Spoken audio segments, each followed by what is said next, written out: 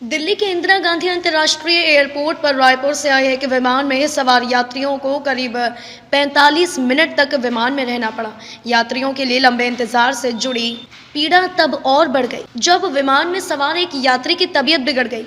हालांकि विमान में सवार एक चिकित्सक ने तत्काल उनका इलाज कर पीड़ा से मुक्ति दिलाई।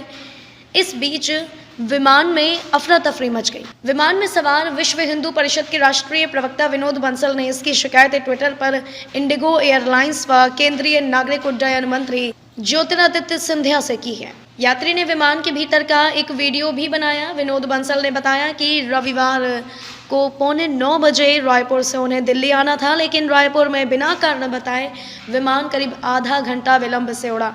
उसके बाद आईजीआई एयरपोर्ट पर विमान के रात 11 बजे उतरने के बाद करीब 45 मिनट तक गेट नहीं खुला। इस बीच यात्री विमान पर सवार कर्मियों से विलंब का कारण पूछते रहे, लेकिन वे स्पष्ट रूप से कुछ नहीं बता रहे थे। कभी ग्राउंड स्टाफ तो कभी क्लियरेंस नहीं होने की बात कही जा रही थी। इस बीच यात्रियों की परेशानी बढ़ती चली गई। यात्रियों को ऐसा लग रहा था कि जैसे उन्हें बंधक बना लिया गया है।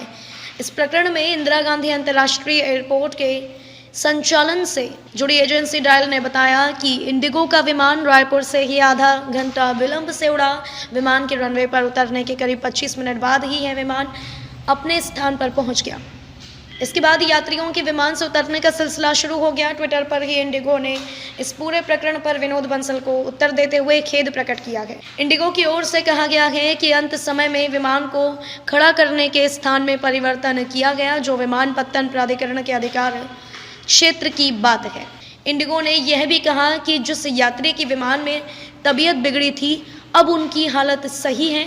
उन्हें एयरलाइंस की ओर से ज़रूरी सुविधाएं उपलब्ध कराई गई हैं।